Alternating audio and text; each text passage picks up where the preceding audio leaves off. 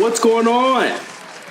You are live on not only just the new and improved A Show, but our new subsidiary brand, 205 in Park. I am your host, Justin Davis. DJ Cyrus and the Visibilities are not here on the show tonight. Unfortunately, he did not pay his taxes, so he couldn't be on the show. But we are here still with my main man, Marc, who's taking over for DJ duties today. We got DJ, my man, MC. What's going on? Doing well. I will say that my jacket has been nice and upholstered. Everything is nice and clean. We are ready to go for another week of the brand new A Show. Please call 911. Hello? What was that? Huh? No. I was just checking the new buttons that we got. We had to uninstall per request. We had to uninstall the wallet button. Okay. Well, like I said before, Cyrus did not answer his phone this morning. I did get a letter from the IRS.gov.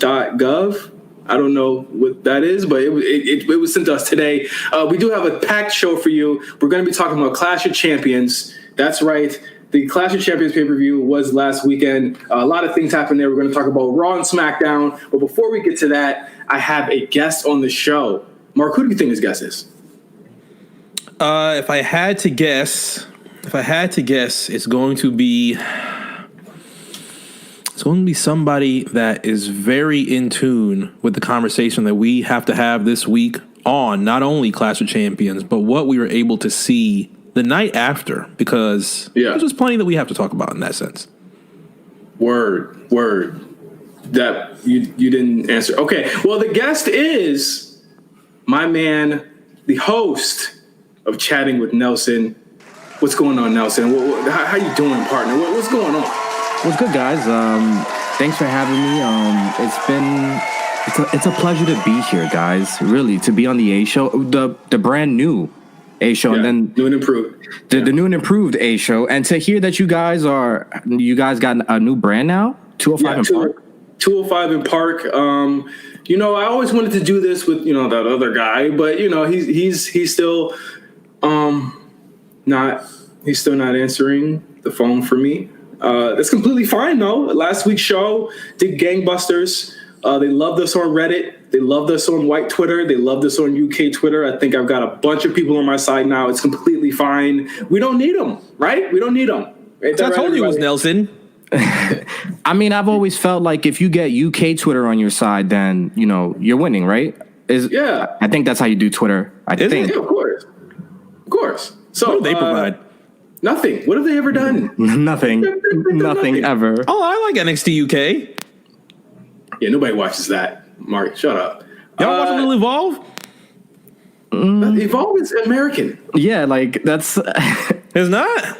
It's not. No. I don't think that's not UK, bro. What about what's the other one? What's a WXW one? That's like Germany, yeah.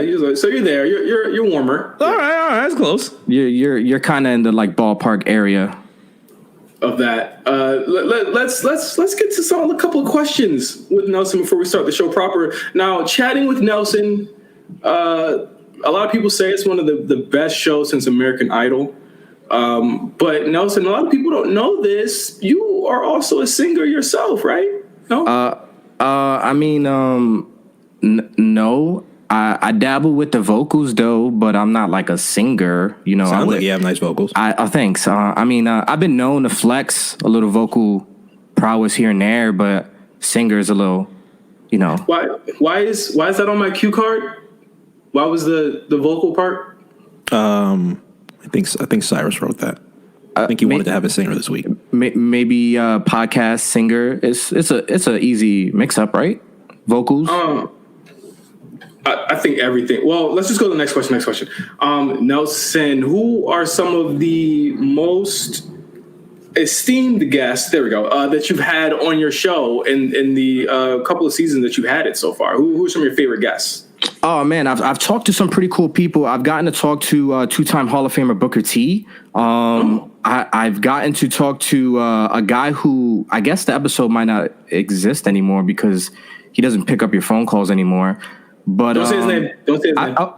Trust. You will get bleeped. You will get bleeped. I won't. I don't want to have to abuse the bleeper. But I've had a bunch of cool people, man. And I'm looking to have more for season 4. You know who you should have on the show? Who? Bad Bunny. I've sent the email. He's a wrestling fan. He was there. He was in New York on a float. I saw it the other week. He was, and you were in the Bronx. I'll tell you this. As a Puerto Rican man from the Bronx, that was the weirdest sense of pride I've ever had.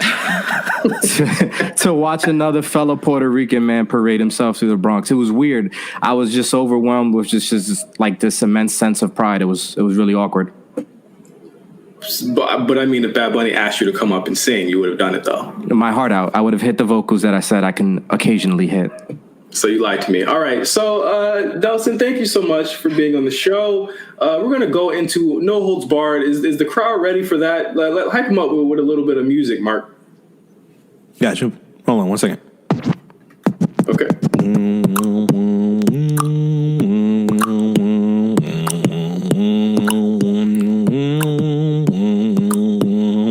How was that? That was perfect. We're going to get to the top 5 list. I know everyone's been waiting for the top 5. This is 205 in Park.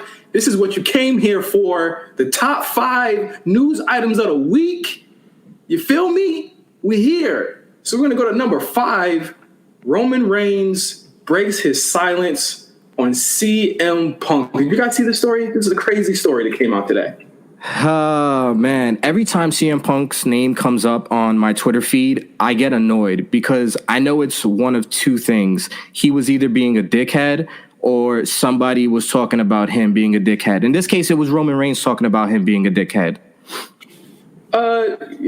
Dicks and heads, they go together. Always. But yes, Roman Reigns showed up on the Complex podcast. What's the name of that podcast? Was it Load Management? What's this called? I think it was Load Management. Load Management? What's funny? No. Hello? What? What's funny? Nothing. You sure? You good? Yeah. You good? Nothing? Yep. All right. Well, Roman said this on the podcast about CM Punk, or the possibility of him working with CM Punk again. He said, from someone as big as The Rock to someone like a CM Punk, for instance, someone who really hits home with our audience, our hardcore fans. If you watch wrestling for the past 10 to 15 years and you love it, it's within your blood, then you probably have some type of feelings about that guy. I know I do. Just by doing one of these things, which is a podcast, he made my job a lot harder 5-10 years ago. But if it's something that fans can get behind, they can really make them sink their teeth into the product and really dive into the creative with us, I'm willing to do it. I don't like the guy. I don't know that many people who do, but I'm willing to put the business first and make really good content if that's the case. But he'd probably have to be slapped around a few times in order to get his mind right. If it's willing, if the fans and the audience are going to like it and be into it, then most likely I'll be into it. Well, that's a lot. That is a loaded statement there, Nelson. What did you feel about what Roman said about CM Punk here? I feel the sentiment behind it. Wrestling has always been my favorite thing in that, like, no beef is ever kind of eternal. Very few beefs in wrestling are eternal. They're always somebody, ready and willing to kind of bury the hatchet for the money, just to get that bag. So I feel Roman in that sense, and I'm not gonna lie, I would kind of be a little bit intrigued down the line to see maybe a Roman Punk match, and see where that would, take us in a storyline. But listen, man, like I said, CM Punk, it's always one of two things: him being a dick or somebody talk about him being a dick. I'm sorry if I keep cursing. And I just feel like, what was the point of him kind of making Roman's life so hard when Roman was first coming up? Because at the time he had everything. So I never really understood that. I never understood why he wanted to kind of, go out there and shoot on a young cat like Roman when he was at the top of the world and he left it behind. Yeah, and this is also just, to piggyback from his podcast and what Roman's referring to when he says Punk made his life harder. This is, I think, the first time that Roman has ever actually explicitly mentioned that Art of Wrestling podcast that came out so long ago with CM Punk and Cole Cabana, where Punk Well, and I'll say this right now, Punk never explicitly said Roman was a bad guy, right? That he sucked or anything. But Punk is such a good negotiator and talker that he managed to get the sentiment around Roman to be negative because of the fact that he pitted Roman against himself as far as creative. So while Punk's beef was the creative, he in turn, and I believe he started this trend of people being more mad at the actual performer than the creative. Because then it became Roman Reigns sucks. Because remember, Roman Reigns he eliminated 12 people in the Royal Rumble that year. Right. He was having such a great freaking year. And then out of nowhere, this podcast comes out and the whole thing around Roman is make Roman look strong. That was the hashtag. It was on Reddit. It was on Twitter. It was on forums everywhere. It was Roman's being pushed down our throats. Well, literally 8 to 9 years ago, that was Cena. It was Brock before that. It was Stone Cold and The Rock before that. It was Bret Hart and Shawn Michaels before that. So, that's how you build your stars. You have to do it like that. But again, I think this really set into motion, and I don't think Punk really notices this. I would say the gun shyness that WWE has had in actually creating new stars. Yeah, I would definitely agree with that because you remember the moment at the Royal Rumble. He eliminated all those people. He had The Rock raise his hand right in the center of the ring. I think they even did it in Philly that year, which is a tough wrestling crowd to try to get somebody over with. So they laid the seed work that year to try to make the next star. And it just so happened to correspond that year that Punk leaves. He eventually does the podcast, and it was a snowball effect. I never really understood the fans, dilemma with Roman because I felt like we kind of chose him. I always felt as a fan, like of the three in the Shield, we were the ones as fans who kind of pushed him to the forefront because obviously somebody like Seth was ready to go, and even somebody like a Mox was ready to go at the time. But the fans were the ones who got behind Roman and was giving him that reaction every time he was on camera. So to turn on him, I never understood it. Punk knew what he was doing, and the rest is history. What do you think, Mark? Sounds like Punk's a real master debater there. All right. That's. I see what you did there, Mark. I like that one. Filthy. Camera, please cut to I'm going to go into the crowd real quick. Bro, get up real quick. We're going to have one of the crowd ask a question to Nelson about this next topic. This is going to be news item number 4 on the No Holds Barred list here. So if you voted for that, thanks for voting. Make sure that you pay your phone bill and vote and text and tweet all of us at RNC Radio Live. But number 4 is going to be the COVID outbreak that has severely shook up the wrestling industry. Do we have a fan? Do we have a fan? I actually have some over here. First of all, hold on, sir. What's your name, sir? Hold on 1 second. What's your name? First of all, my name is Agnes. Okay. I'd just like to say that I'm a longtime listener of the A Show. Shout out to you, Justin, and shout out to Nelson. But I'd like to save Nelson some time here. This one is actually here for you, Johnny Five. Where's Big Meals at? You can't say that name here. What do you mean I can't say where's Big? I was promised on this ticket that J5, that should be you, and Big Meals is written here in pencil. But you told me, or I don't know, Cyrus, he told me that Big Meals would be here. I don't know who this Marc character is, because I don't really watch any of that basketball shit. Cut his mic. Cut his mic. But cut his mic. Sorry about that, Nelson. This is a new concept. 205 in Park.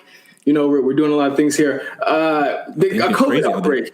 Yeah, it is. A COVID outbreak recently hit the wrestling industry. It has not only affected WWE, but also AEW and a number of indies within the Florida area and beyond. A lot of people seem to think this is from a party that the NXT people threw that had a bunch of AEW talent actually come through in the past. I think it was like a weekend and a half ago. And this has, had far-reaching consequences on the actual rosters. We saw in NXT last week, there were a number of people missing. We saw on Raw, Clash of Champions, it even affected that. You had Nikki Cross gone. You had the tag team champions, the women's tag team champions, Shayna Baszler and Nia Jax gone, as well as Liv Morgan and Ruby Riott. The whole of Retribution was gone because they were potentially exposed to someone who had COVID. Nelson, what do you think about the way that all these companies have had to shake things up? And I mean, even on the AEW side, you had, what's his name? Lance Archer who was actually supposed to face Jon Moxley. Now he can't, and now they're moving into an Eddie Kingston thing with Jon Moxley, which is a huge shakeup from what they planned on doing. I think at this point in time, in 2020, the companies are pretty much ready to, and locked and ready to roll with all these punches that come with the COVID testing.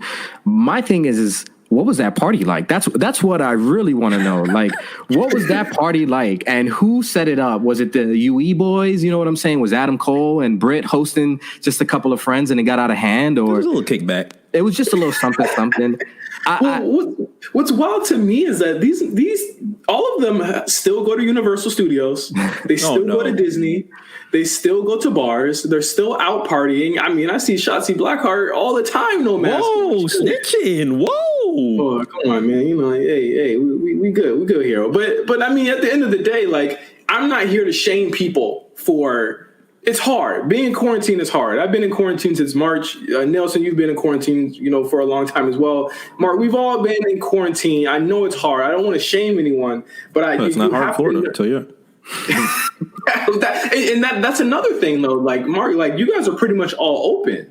Mm-hmm. They lifted as of recent, I think on Friday afternoon, they lifted all of the restrictions to restaurants. Restaurants had an area where you couldn't really be open too late because that will entice people to start traveling into areas that are more open, to drink more often because that will be going on later into the night. But they lifted all of that. They lifted the 50% restrictions. So all of the little brunch spots, all the little evening lounges and things like that were either closed or had to be 50% off are now wide open. It's why I'm staying in the house for the next 2 weeks.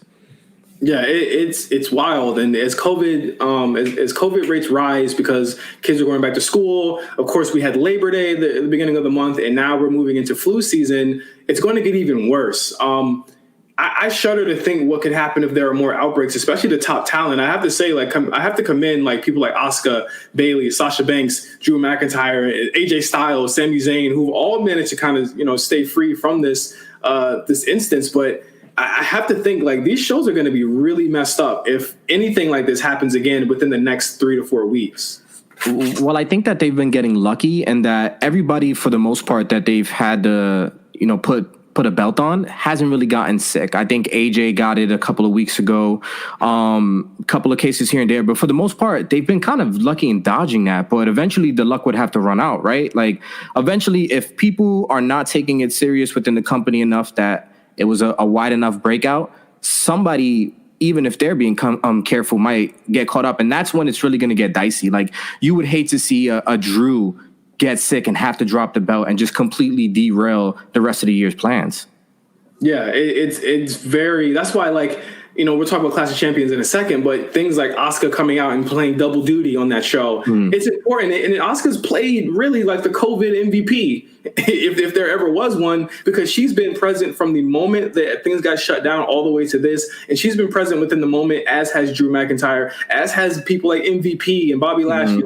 Those are the people that have kind of stayed clear of all of this mess and been able to kind of continue on their storylines and help out the company in a big way, as well as people over in AEW, you had who's been staying healthy over there. I don't even watch the show. Maybe if Cyrus was here, he would know. But I know a lot of people have been there week in and week out at AEW as well. But we'll keep you guys posted on 205 and Park on anything else that happens with that situation. The next news point, James Storm revealed in a recent interview that he was signed in principle to WWE before COVID hit and was scheduled to make an appearance after WrestleMania. If you guys don't know, James Storm is Bobby Roode's old tag team partner at Impact Wrestling, and they went by Beer Money at the time. I personally think this is a great move for the E. Their tag team division sorely needs someone who knows the ins and outs of it and can give people great matches. I think I liken this to bringing in the Hardy Boys again, or bringing in Team 3D again to help out and help bolster that tag division and get some people over, because the Street Profits have no one left. Shinsuke Nakamura and Cesaro have no one left. Is it similar to like a John Morrison almost? Oh, yeah, exactly. You have to bolster that division. And I know WWE doesn't give a shit about tag teams, but I think bringing in James Storm is and it's probably a Bruce Pritchard move because that's probably his boy. But that's a move that helps tag teams. It helps the whole roster in a big way. Yeah, I definitely saw that article and felt like it was a move that could have only helped the WWE because their tag team division is pretty much non-existent beyond Street Profits, and that's really it. So having James Storms come in, and if they would have paired him with Rude, just to have that veteran presence and be able to kind of put some legitimacy back in the tag team division, because it felt like for a period, WWE had like a brief little run with tag teams where tag team was kind of popping again. They were trying to get it popping again, and then it just kind of fell back off. And it's been very, very hard in 2020 to get behind tag team wrestling in WWE. So I'm sad this one didn't work out. I really would have looked forward to it.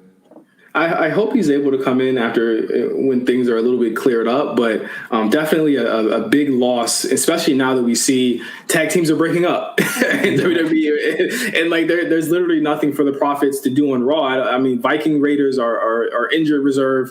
Andrade, it seems to me that Angel Garza is going to be out on the shelf for quite some time. It's looking very spooky. I think they need to probably either bring some people up from NXT or just kind of, combine the belts at this point.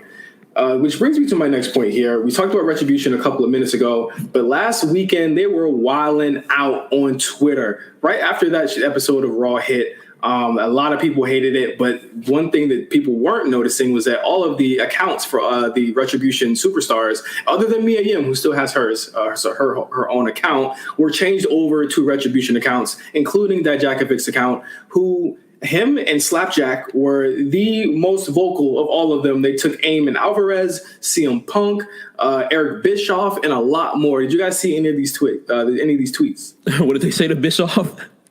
It said, "What, boy?" I think he was just like, "Boy, I can't wait to run a company to the ground just like you did."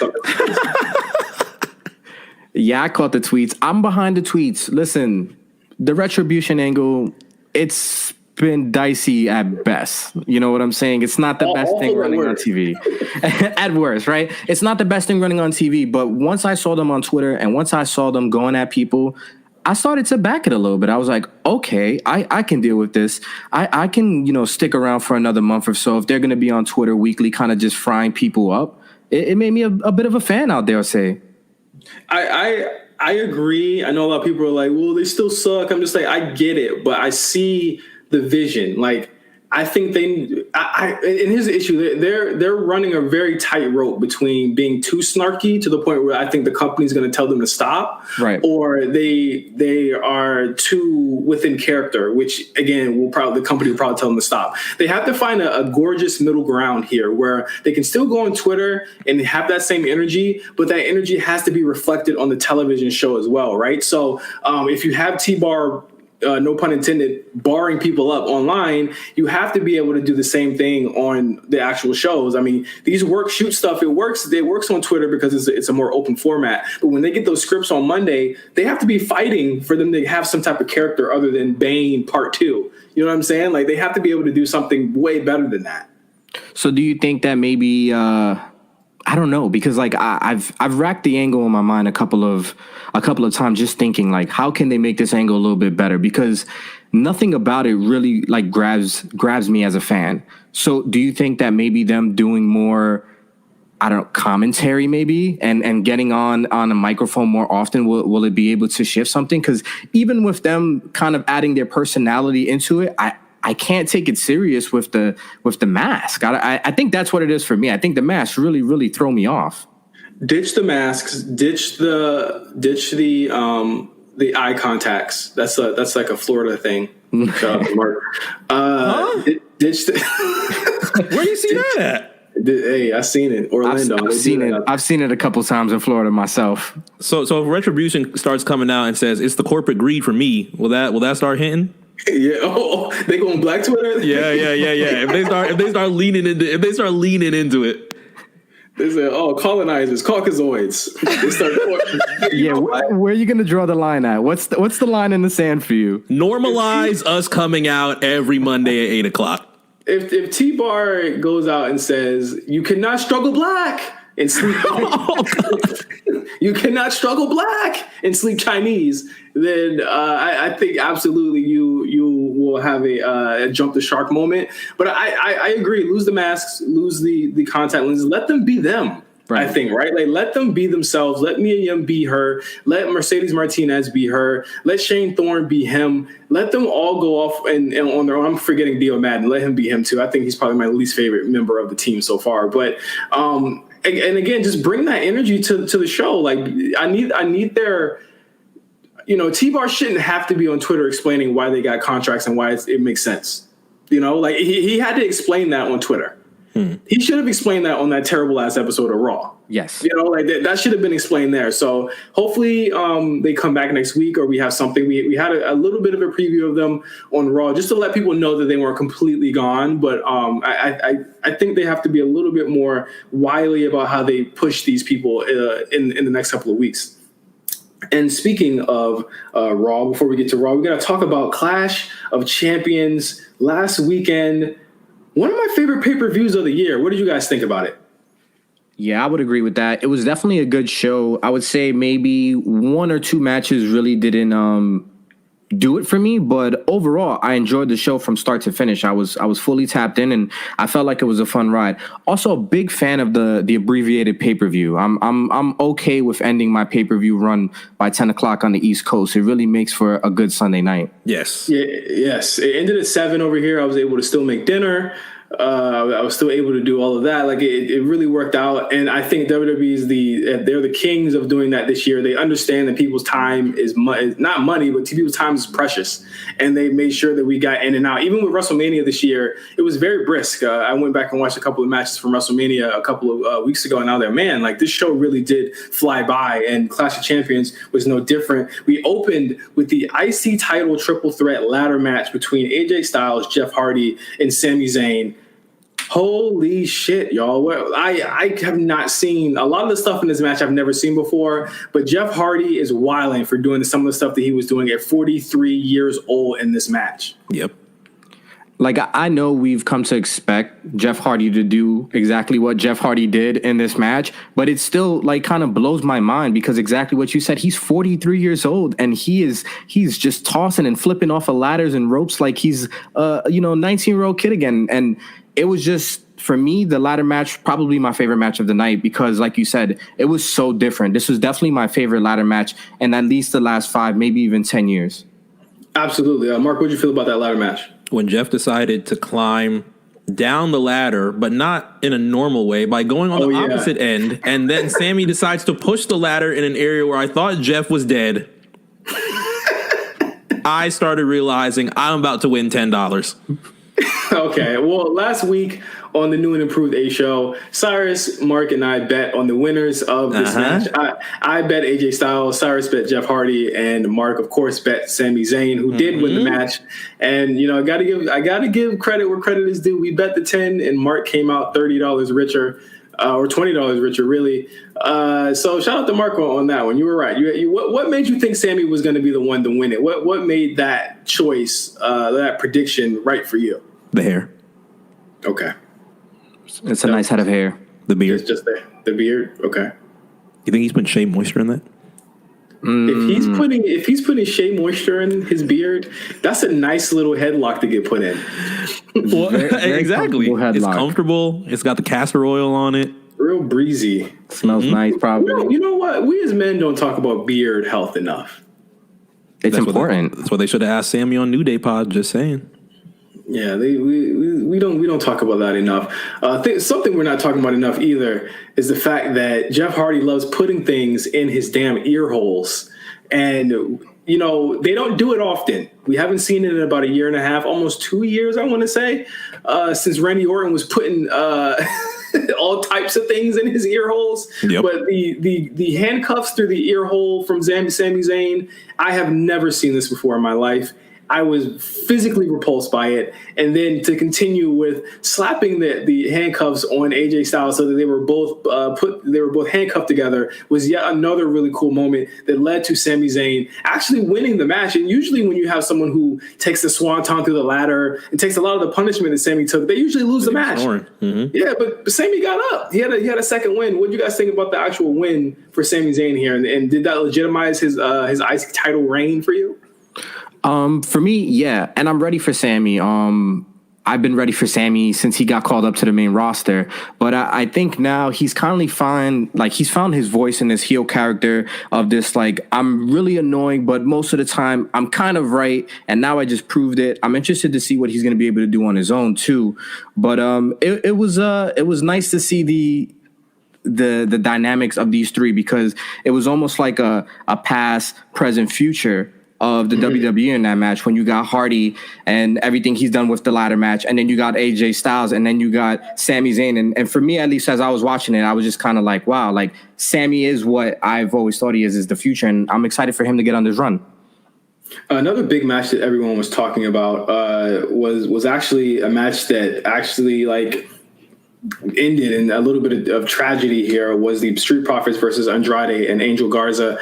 I am 100% sure that they were going to lose the titles before the Garza injury happened. That would have been Garza, of course, injured. What they're saying is his quadriceps in the match toward the end of it. Because if you think about the match, even as it was going, Dawkins was already out of the ring at that point, and Andrade and Garza were already setting up for some type of double team move to Montez Ford, which to me would have made sense for a finish there. And then Angel rolls out the ring. You can quickly see Montez and Andrade get a little bit sloppy as they're calling it in the ring, but, just trying to figure out how to end the match. And of course, the Street Profits win.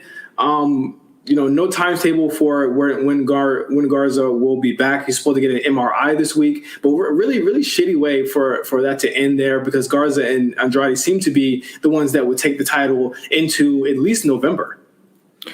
Yeah, I actually had to run the spot back a couple times just to kind of see what happened, because I was so unsure, like, oh, is he really injured? Is this like kind of how they're ending the match? But then running it back enough, you can actually see when he steps and I believe his Ford blocks the kick, his quad rather just kind of blows on him, and you can see him like kind of give out on it. It's a freak thing, because it looked to be the opposite of the leg he kicked with. So yeah, really unfortunate. And it looked like it was just because it was right after the Spanish fly. And yeah. Again, like, I know when they do these moves, it just seems as though like these are moves that they do all the time. So it shouldn't, it's just a freak accident. It's really nobody's fault, but really sucky way to end things. And of course, another sucky way to end things, Bayley and Nikki Cross did not happen on the show, because Nikki Cross, I've heard things from she's injured to she's tested positive. I'm leaning towards the former here, but that didn't happen, which brought out Asuka again, fresh off of defeating Zelina Vega in a pretty solid match with earlier in the night, which led to Sasha Banks returning, which has a lot of people wondering or being mad or upset that it looks to be that this match will be what is main eventing Hell in a Cell. I mean, what's there to be upset about? People wanted it to be a Mania match. That's what they were thinking. That's in 7 months. Yeah, that's far off. I'm pretty sure people would get upset with how they would stretch out a 7-month period, because in my mind, what people would think immediately is, just take Sasha off TV. You take Sasha off TV, now there has to be people that fill that spot. I'm sure people are going to be really upset at the amount of people that they choose, or the type of people that they choose to fill that spot as Sasha Banks. So then cue the Sasha Banks needs to come back tweets, and then there's going to be Royal Rumble. Then God forbid it doesn't happen at Royal Rumble. And then those 7 months are going to be fairly annoying to try and have people really book this thing without really trying to cut a lot of the split ends that are going to happen because of it. Also, like, it's very tough to do that in a roster that has such a depleted amount of actual talent on it. Bayley has beaten everyone on that show, save for Sasha, multiple times in the last 320 something days. She's coming up on a year here. If they do stretch it to Hell in a Cell at the end of the month, it will be a year reign for Bayley. And I think, again, there's nothing saying that this can't happen at Mania still, right? Like, there's nothing that's saying that, like, Sasha can't lose it at Hell in a Cell. The draft happens. Sasha gets pushed down the ladder again and has to work her way back up. But I think people will complain about that shit too. Yeah, there's no real answer for what's going to make fans satisfied when it comes to this feud. And I think what a lot of people also are kind of not understanding is they're building this matchup, or at least fans are building this matchup in their head to be the next great encounter between the two. And there's no way it's going to live up to their expectations. I actually feel like it's a good idea to put them in a Hell in a Cell, because at least with the gimmick match, there's ways to go around it and it not be compared to their NXT match. Because whenever they do get in the ring to, against each other for a title and it be one-on-one, it's going to have to live up to that NXT original match, and nothing's going to beat that. So I think it's safe. You put them in a cell. You let them do what they do. Sasha's, in my opinion, is really great in the cell. I've enjoyed both of her cell matches, so let them go crazy. That is her. Is it safe to say that's her signature match? I would think so, yeah, because she's been in both of the women's ones so far, right? Yeah, that's her match. Like I don't see why you wouldn't put her in a match that she's going to excel at. And Nelson, you brought up a really great point. There is a expectation for that match, and if it does not live up to it, the people will blame booking. People will blame everything under the sun, other than the fact that these women are not who they were 5 years ago. Exactly. I think people would want to win in that sense, though, right? I mean, you lost to Charlotte in the cell, you lost to Becky in the cell. This is now going to be the last horsewoman that Sasha faces in the cell. I'd expect some form of a win here, right? I don't want to predict too quick. We're 4 weeks away from Hell in a Cell. It's not confirmed, quote unquote, that this is going to be a match there, but it's looking to be that way. But I would have Bayley win it. I would still have Bayley win this match. People are going to be pissed. Lose to all three horsewomen. Who you thought the Twitter threads were long before? It's gonna be even worse now. Well, here's my thing. It's like Sasha's super injured. That's the story. The story is that she wasn't ready to come back, right? Yeah. The story is that Sasha physically wasn't ready. She tried all she could. Her neck still hurt. She still wasn't in the right place. You beat her there, have her miss out on November, December, have her come back for Royal Rumble. Why not have this match now? And if that's the case, don't draft her. Don't trade her. Or if you do trade her to Raw, do whatever. Have her go to Royal Rumble and win it and go right back to SmackDown to face Bayley. Mm-hmm. But that still leaves the issue. That still leaves the issue that we're talking about. Bayley has no more challengers. Yeah, but think about it this way. If Sasha was to win, right, you would have to then, I'm assuming, they would then have to run it back with Bayley. Just because of proxy, she was the champ, they need that rematch. But after that, Sasha would also have no challengers. I feel safer keeping the belt on Bayley because at least right now, she's a proven commodity. She's going to get people to look at the product, as much as she can. She's going to be out there. You can trust her. And yeah, I'm tired of her running the same matches with the same women on SmackDown. But I feel a little bit more comfortable doing that with heel Bayley than I do of what would probably be a babyface Sasha, right? Like if Sasha overcomes the odds and wins the title, there's no way you can then parade her out there and be a heel. Yeah, and again, like you're absolutely right. We need a good amount of story to get Sasha to a babyface turn. We need a very good story to get her there. And I think this is just the beginning. And I don't mind this match if it's in service to that. But I do think we need to just have the damn match already. We waited for way too long for this match to happen. Let's just do it, get it over with, and then worry about it later. Yeah. One more thing that I want to talk about. I know we're kind of running up to the commercial break here. Drew McIntyre, Randy Orton, spectacular ambulance match. I really liked it a lot. I love the callbacks. I love the long-term storytelling that was all throughout this show.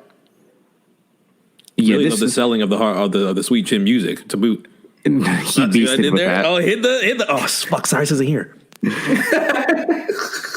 He beasted with the Sweet Chin music. First of all, I knew it was coming. I knew it was coming from a mile away. Once you get the Big Show pop up, I was like, "Oh, Shawn Michaels is hitting the Sweet Chin music at some point in the next 15 minutes or so." But it was the toss after, Yeah, the toss was cool. The push that really set it over the edge for me.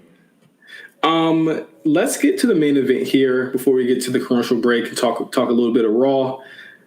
Roman Reigns versus Jey Uso. This is a match that I tweeted on Sunday. We're going to be talking about this match for a very long time. And far too often at these pay-per-views, I'll say that I really enjoyed Payback. And that was one of my favorite pay-per-views of the year also. But that doesn't have a match on there that's going to have me, saying, oh, I remember that. Remember Riddle versus Corbin on Payback? Like, no one's going to talk about that. People are going to talk about Roman Reigns and Jey Uso as the moment. You know how they talk about the Seth Rollins turn as the moment? They talk about, the Dean Ambrose turn also as the moment. They talk about, Stone Cold shaking the hand of Vince McMahon as a moment. this is a moment to me where wrestling storylines, whether they're emotional, whether they, make you stand up and cheer, it's one of those moments where Roman Reigns and what he did with Jey Uso was not only, and again, like the match was good. It was a good match. It wasn't great, but the story took it over the edge. Yeah. You had Roman talking to the camera, literally breaking the fourth wall. Those mics were crispy. Yeah, they were. He was mic quality 1,000%. And you got to think, let's just get to the story and the psychology of all this. And that is the reason why the mics were hot, because there was a lot of psychology within the actual match of Roman treating Jey like he was his little brother, the way that he was beating him down, Jey fighting back, and every time Roman beating him down, playing into the story that they said in the actual video package on the pre-show. And then Jey actually fighting back and Roman being like, no, you can't do this. Like, his whole attitude changing. Like, there was a point where Roman looked at Corey and Michael Cole and said, "It's okay, I love him. After this, we're going to be friends." Because he heard Cole getting off. I won't say it's one of Cole's best works, but I really did enjoy Cole and Corey being able to see Jey get some offense in, being able to surprise with super kicks, get him down into some really close twos, and then of course the 2 count kick out with the low blow, gets him back again with the splash. It was really good stuff there. Yeah, I thought the match was paced perfectly.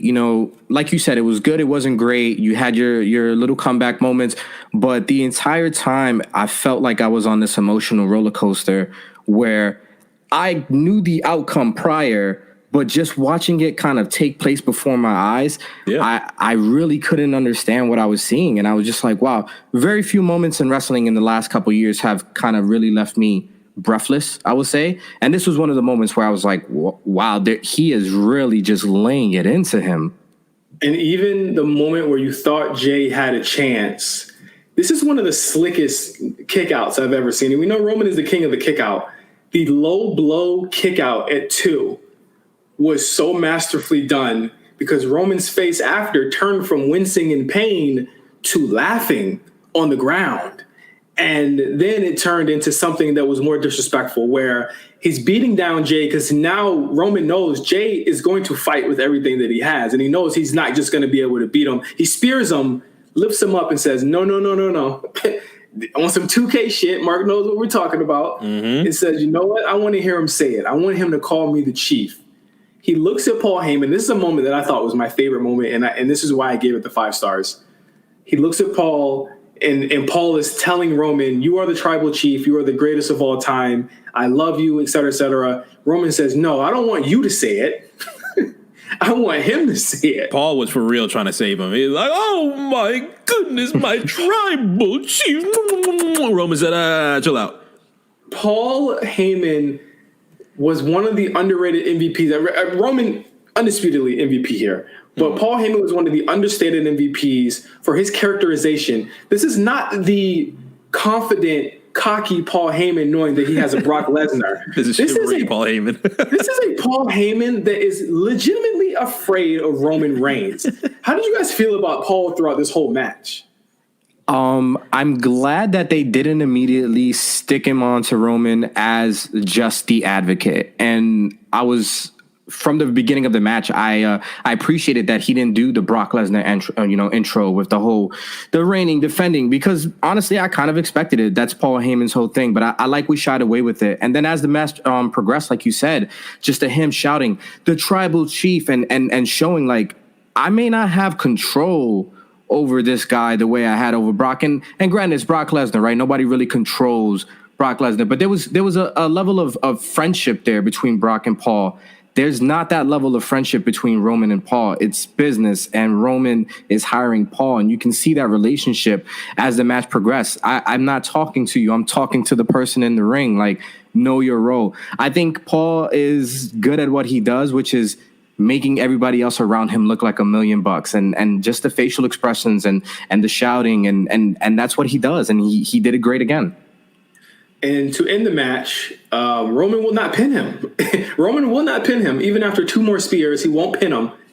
And Jimmy comes down, and that was what shocked me too. Jimmy actually being there. We haven't seen Jimmy in almost 5-6 months, and saying he's going to throw the towel in. Jimmy says, hey, let me throw the towel. Jay said, don't throw the towel in. Do not throw the towel in. And, Paul is even pleading with Jimmy to throw the towel in and for Roman to stop. He throws the towel in and ends the match. And this is where the mics were crispiest, when Jimmy says, you're the tribal chief. Now chill out. And that ends the match and the show. And that was my favorite moment of the entire show, because he also said something to the effect of, is that what's important to you? And in that moment, for me, Roman's heel turn was complete, because at this point, it's always been about the bloodline. That's Roman's whole thing. He's a big dog, and the only thing that matters to him is his bloodline, family first. And he proved in that moment in time that it's no longer family first. As long as he's at the head of the table, that's what's important to Roman, and the bloodline could fall to the wayside. So that moment to me just kind of, again, breathless. I was like, wow, this is so different of a character. You kind of dream about Roman being heel the same way we talked about a John Cena being heel when, he was going through his run. But now we're getting to see it. And it's not going to just be I'm a bad guy for the sake of being a bad guy. There's going to be some layers to this character. Yeah, absolutely. And we saw every single layer. The show actually ended with Corey Graves and one of his best calls to me saying, if we saw what Roman would do to his family, think about what he'll do to anyone else. And I thought that was, again, not often do I get a chilling, like a chill, but that gave me a chill, because it was like, yo, whoever's on SmackDown, he's nerfing you. I don't see anybody beat this guy. Yeah, that's why when you were like, what did we say last week? Oh, Roman's got to see the Fiend, right? Bro, Fiend's getting sent to God. Yeah, it's over for the Fiend. I don't know who can realistically, like, this is some next level shit. I hope that, shout out to Roman for seemingly having control over the way he's being presented now. We've waited for such a long fucking time for Roman Reigns to be presented in this light. And like you said, so we always wanted these heel turns, but we didn't know what they would look like. We wanted heel Roman, but we were just like, oh, he's just going to spear good guys now. This is a layered and nuanced character where he actually has an inferiority complex. He actually feels like people don't respect him enough, and he wants that respect. And it's almost like the perfect storyline for him, right? A guy who from day one in the company on the main roster has been doing nothing but putting on. And despite his, tries to win everybody over, they didn't want him. He wasn't the one. And then he got to a point where he's the big dog and he was saying, I don't care about it anymore. But you could still see he cared about it. And now we're here. We're at the point where I don't care anymore, but you can still see it kind of poking at him, but he's using it to drive him. And I think that's what's the coolest thing about heel Roman is, you can see he has the insecurities of most heel wrestlers, but he's using that to drive him, and he's going to run over everybody. I don't know who they can put up against him right now that would make me believe they have a legitimate shot. That's what that match did for me on Sunday. It made me feel like nobody can touch Roman Reigns right now in professional wrestling. All right, and if you think about what Roman Reigns did to his own family, think about what we'll do to you. If you don't return on the A show, the new improved A show, 205 in Park, we'll be right back on the show after this commercial break.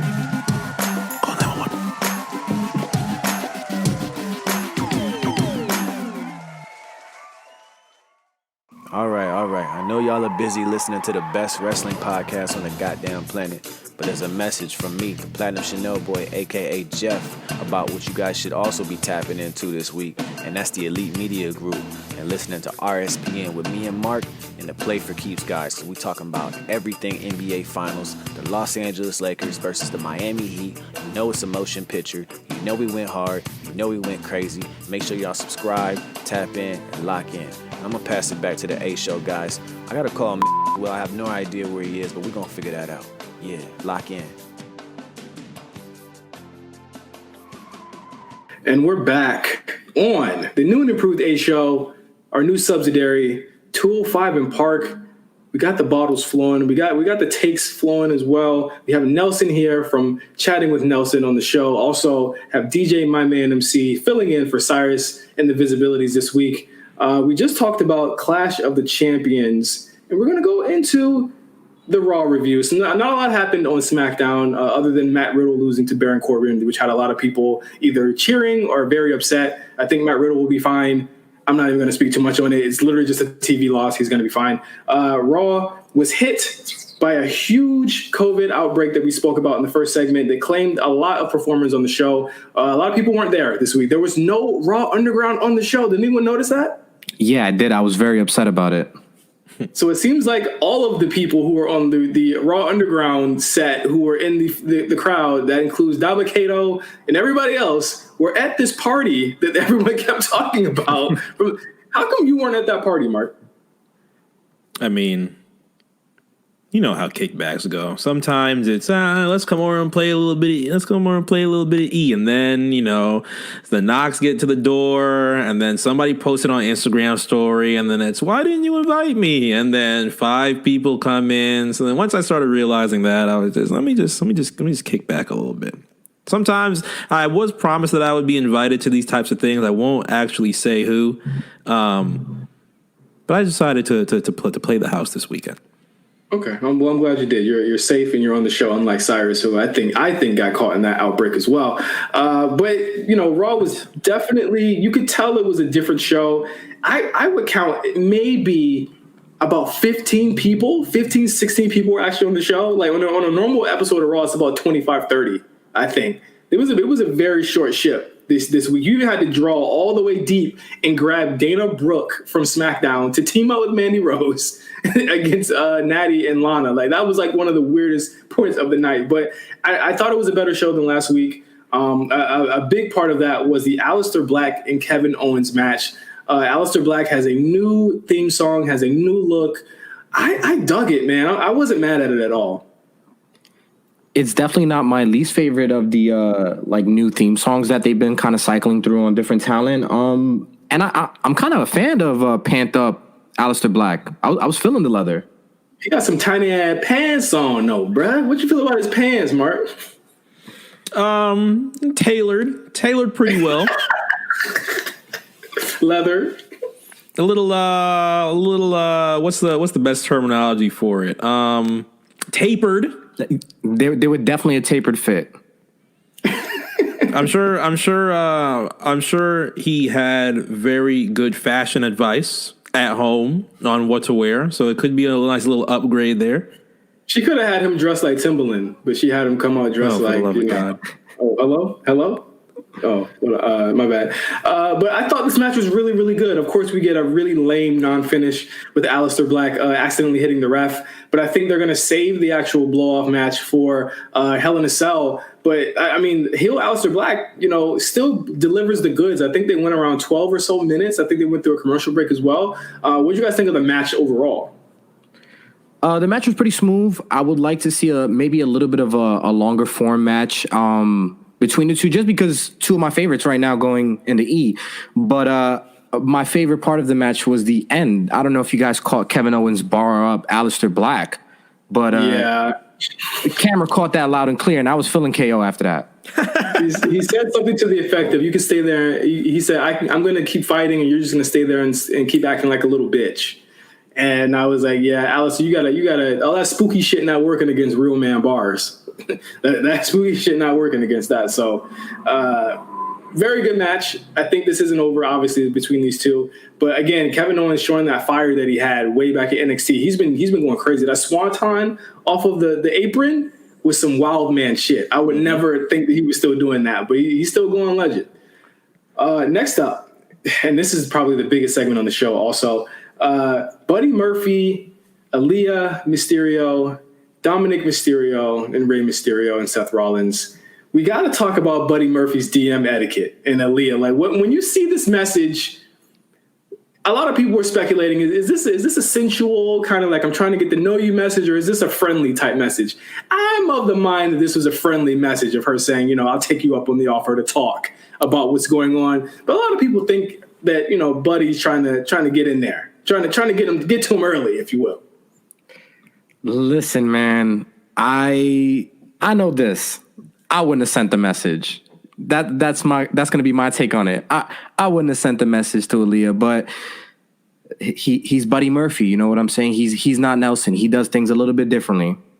I also do know what happens when you type in Buddy Murphy age into Google. So we'll.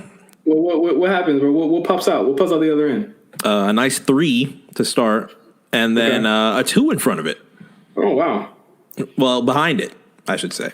Well, this started a bit of a commotion on Twitter, and I would like to say that Alexa Bliss probably kind of sparked it by saying, "I don't blame him, shoot your shot, bud," which is green as hell because that is his ex-girlfriend. Alexa didn't say that. Yeah, I didn't know she said that.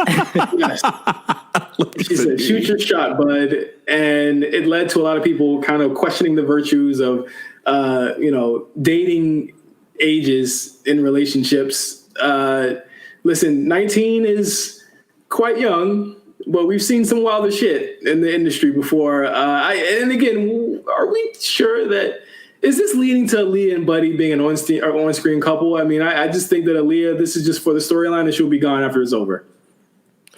I think I'm waiting for the point in which Mama Mysterio is finally going to be revealed to be the true matriarch and just come out and start wilding. Because at this point, Seth is fighting his way through the family. I might need to see Aaliyah in the ring. I might need to see Aaliyah just, go crazy real quick, a quick little singles match or something. Because what is going on with Seth and his obsession with this Mysterio family? And again, this all started from Mysterio literally telling Seth congratulations on becoming a dad. Like, this is what this whole thing started from, and he's taking it way personal. Someone actually, I'm sorry if you listen to the show, I forgot your at. I tried to find him for the show. I could not find it. I had so many things in my mentions, but someone said that this was Seth's his fear of becoming a father is what this storyline is about. Is that he is afraid of becoming a father, and that's why he's attacking them. And I was like, that's probably way deeper than what they were thinking, but I'm a rock with it because it does make sense. Didn't Ray say he can't handle things at home? I was like, whoa, where did that come? Okay, what you know that I don't know, Ray? Yeah, I would love to think that was like a deep down. I would love to think that's a deep down storyline because that'd be phenomenal. Then I'm on board. Let's keep this going. But at this point, it kind of just feels like Seth is just like, these are the only 2 people who show up every Monday that lets me mess with them. So I'm gonna just keep, I'm gonna keep fucking with them. Yeah, it's definitely like a storyline that it's like, again, I think it took over the timeline so much that people were not even worried about the fact that Dominic had, in my opinion, his best match with Buddy Murphy last night. I thought that match was really fucking good. Yeah, I'm a fan of Dominic. I actually wasn't expecting him to be as good as he is, and there's definitely room to grow. But when you think about it, for your first run at professional wrestling to be on the biggest stage, and you are in the shadow of your dad and one of the best of this generation, it's a lot of damn pressure. And he's been putting on and having just great matches. And Monday night was another great match. I'm a little fed up of the matchup, but it works well, so I'm okay with it for a little bit longer. But he's a good kid, man. He's got something special there. Yeah, he's got some skills. I think he needs to stop wearing the Yeezys though, and then we can talk. You can't help that though. We can't help that. We can't book that. Moving along through Raw, we still have Keith Lee kind of. I think they're holding out for the end of this Randy Orton feud. But I mean, speaking of that feud, we had Randy Orton show up at the end of the show, or show up at the beginning of the show, to challenge Drew McIntyre once again, and saying that he hasn't seen hell yet. I think that we're pretty much knowing that we're going to get the Hell in a Cell match between Randy Orton and Drew McIntyre, especially based on what he does to the Legends at the end of the show. Now, this was probably one of the most like crazily produced segments in WWE in the past like 2-3 years. You had Randy Orton show up in disguise as a janitor, go to the door, put on what I thought were just like some like suntan goggles, and I was like, "What's he putting suntan goggles on for?" He goes in the room, which throughout the night we see the Legends that were there, the ambulance match the night before. So you had Christian, Big Show, Shawn Michaels, and Ric Flair playing poker. And I was like, how is Ric playing poker? He don't got no money. But, the less said about that, the better. And he walks into the room. They look over, and Randy puts the goggles on, activates his perk. And then, and by perk, I mean Call of Duty perk, not that perk. But it could be the other perk, too. Turns off the lights. And then beats the brakes off of these dudes in the dark, leaving them in a heap, and then walks out. And so it's almost like, have you guys seen the show Fargo? No. On FX? it's almost shot almost like a Coen Brothers type movie where he waits for the and I don't even know how the hell people didn't even notice that Randy was still the janitor when they ran to the room. He points to the room and then walks out of the building to end the show. One of the spookiest endings to Raw in quite some time. I was out here leaning. I double checked on Flair. Flair was still good. I was like, all right. Well, he's great because Sean's about to no-sell that. Sean's about to get up in 10 seconds off that chair. Big Show. I mean, Sean low-key wasn't even on the ground. Sean walked out the room. I did notice that, though. Walked out the room. Everybody was laid out, but Sean was not laid out fully. Sean was propped up on a chair. He was on a chair. He had one finger on the ground. He wasn't touching the ground. He had one finger down. Sean is not selling for Orton in the past or the present. That's not happening. Bro, he no-sold the punt from after the RKO. No-sold said, I'm good. And showed up the next week. Flair was out for months. RKO and a punt. Drew said, "Are you straight? Holy shit, call the ambulance." Sean said, "No, I'm all right. I'm all right. Chill out, boy. Just a pump, bro." This ain't nothing compared to me in the 90s. Come on now. I took sledgehammer to the back, boy. Tighten up. So we had that to end the show. I thought it was really effective. But I mean, Drew McIntyre had other things on his mind last night, and that was the return of Bobby Roode. He's been in Canada for the past 5 or 6 months due to COVID restrictions, but it looks as though he was able to get to Orlando here and return. I cut the PS4 on. I'm not gonna lie to you, but I let the match run for about 5 minutes. Drew McIntyre has not missed, and I really need to stop doubting this man because he had a really great match with Bobby Roode in the main event of Raw on Monday. No, yeah, I'm a fan of Drew. I don't know when it happened. It's probably over the last week or so, but I'm fully locked in. He is the WWE champion. He needs to be the WWE champion, and I'm sold. He just has a switch that he hits, and his matches, they're hard hitting, they're fun, and I'm all in. If you can get me to watch you wrestle Bobby Roode for more than 7 minutes, you got me. I think you had a good night's work. It was crazy, and again, like even with Dolph Ziggler in the match, Drew is just, to me, one of the best booked world champions ever. I'm willing to put that down right now. He's one of the best booked world champions in any company, on any brand. He's up there with the Cenas. He's up there with the Tanahashis to me right now. Like his run right now with the belt has been one of my favorite of the last, since Kofi. And even with Kofi, let's be clear here. Like I was glad Kofi got the belt, but I can't say that. And even with the same opponents, like Kofi had Ziggler and Orton too. And I think that Drew put out better matches. It just is what it is. You got to call a spade here.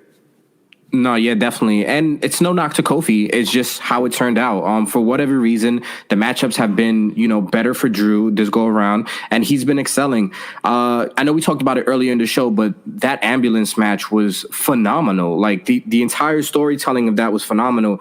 And I was okay for it to end there, but for them to take it one step forward and maybe we do end up in this Hell in a Cell, then I'm all for it because I'm a big fan of Deathmatch Orton. And I think in a Hell in a Cell, they'll take that brutality level up, obviously, to another level. And I'm ready for it. Yep, absolutely. One more point from Raw before we get out of here. Ali returned on Raw after his stint in main event with Ricochet every week for the past 4 months or so. We had them go against the Hurt Business, who are still, they needed to have something to do. There was no Raw Underground, no Retribution. That's usually their wheelhouse on Raw, but they did face the tandem or the team rather of Apollo Crews, Ali, and Ricochet in a really dope 6-man. I would definitely recommend you watch that one from the show. Ali got the pin on MVP. Again, they keep giving Ali these random wins, and then next week he'll probably get nerfed by Bobby Lashley, and then he'll be sent back off the main event. I really hope they have some type of plan for Ali. I'm not seeing World Heavyweight Championship style stuff from him yet, but I do think he has a place on the show, and he needs to be there. I really do enjoy Ali, and it was a breath of fresh air to see him there, much like it was a breath of fresh air to see like a Mandy Rose on the show, just to shake things up from what we've seen on Raw. I mean, it can't help for them to have any type of new faces on Raw right now, especially with what happened with COVID and they were kind of limited with what they had. I'm a fan of Ali. I like what he does in the ring, but like you said, they keep doing this kind of start, stop. And I can see Ali being a fixture in that like kind of upper mid card, title frame. And I would love for this to be the start of it. It felt like a big win just because we've been conditioned to see Ricochet and Apollo Crews lose over the last couple of weeks. So to see them get the win and he be the reason they got the win, it felt big to me. Absolutely. Mark, what did you think about Ali returning? It was cool.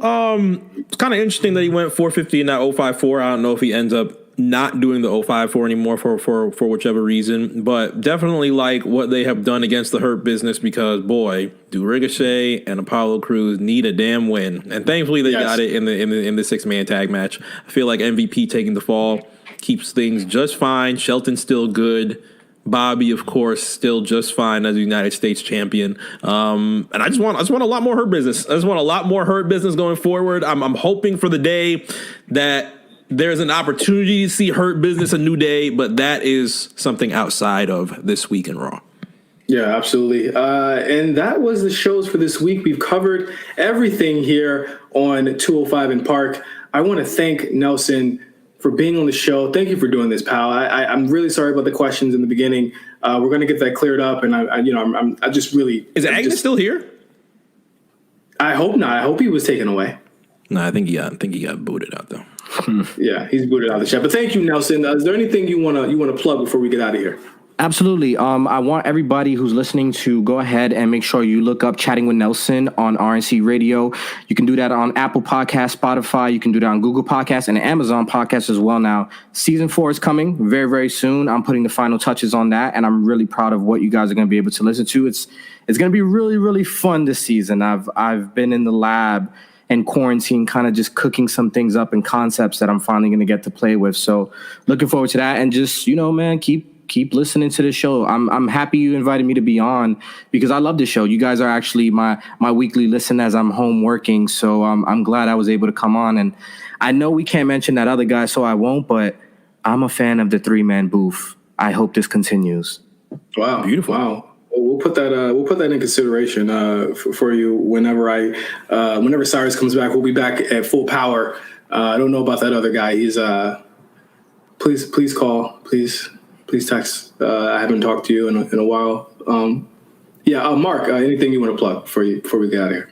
No, I think we're good. Of course, be sure to check in Game 1 of the NBA Finals tonight between the Lakers and the Eastern Conference champion Miami Heat. You will hear. Why did you do that for the Heat but not the Lakers? I mean, the Western Conference champion Los Angeles Lakers and the Eastern Conference champion Miami Heat will be playing tonight at 9 for Game 1 of the NBA Finals. Of course, you can hear Jeff and I discuss what has happened. I think it's going to be the 4th game will be on a day of a brand new RSPN. So we drop every Tuesday. Make sure that you are tuned into the Elite Media Group to find out what we have thought of the first 3 or 4 games with the NBA Finals.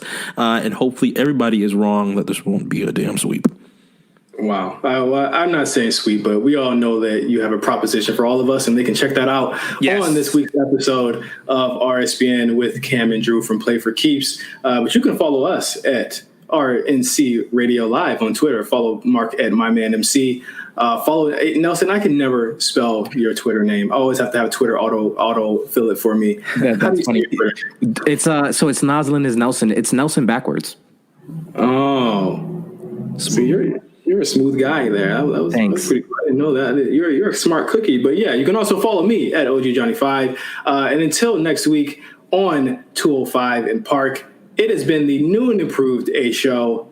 Thank you for listening to the show. And until next week, please wash your hands and wear your damn masks. Call the cops, please.